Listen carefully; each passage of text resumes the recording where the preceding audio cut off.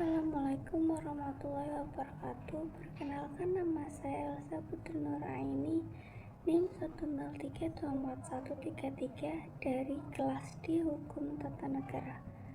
Di sini saya akan menjelaskan materi tentang hudud 1 dan hudud 2. Hudud adalah hukuman yang telah ditentukan dalam Islam untuk tindak pidana tertentu seperti zina, pencurian, dan minum minuman keras. Hukuman ini bersifat pasti dan tidak dapat diubah oleh manusia. Hudud juga bisa diartikan sebagai batasan atau pemisah. Jenis-jenis hudud adalah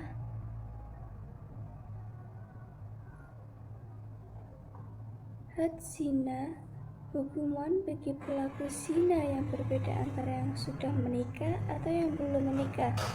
Yang kedua ada had qadzaf, adalah hukuman bagi pelaku yang menuduh orang berzina tanpa bukti. Yang ketiga ada had syurb al-khamr, hukuman bagi orang peminum minuman keras. Yang keempat ada had sarikah, hukuman bagi pelaku pencurian. Kelima ada had hirabah, hukuman bagi pelaku perampokan atau terorisme. Yang keenam ada had bughat, hukuman bagi pelaku pemberontakan. Had riddah adalah hukuman bagi pelaku yang murtad atau keluar dari Islam. Dasar hukum hudud ada di Al-Quran dan hadis. Penerapan hukum juga diterapkan untuk menjaga ketertiban umum, melindungi hak individu, dan menjaga agama. Yang kedua, penerapan hudud harus dilakukan dengan adil dengan disertai bukti yang kuat.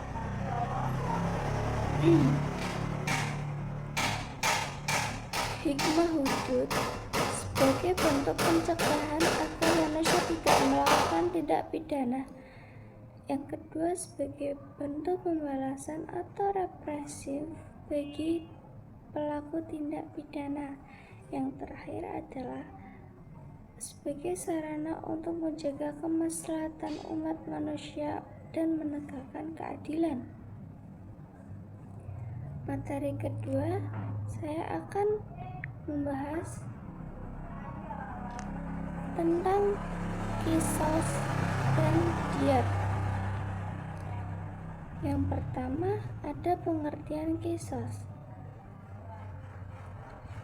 Qisas berarti balasan yang sama atau tindakan yang serupa. Dalam konteks hukum Islam, qisas adalah hukuman mati yang dijatuhkan kepada pelaku pembunuhan yang dilakukan secara sengaja. Dan pengertian diyat adalah sejumlah harta yang wajib dibayarkan oleh pelaku tindak pidana kepada korban atau keluarganya sebagai pengganti hukuman qisas. Diyat diberikan sebagai bentuk keringanan atau pilihan lain dari hukuman qisas. Biasanya ketika keluarga korban memaafkan pelaku atau ketika qisas tidak dapat dilaksanakan. Dasar hukum qisas dan diyat ada dalam Al-Quran.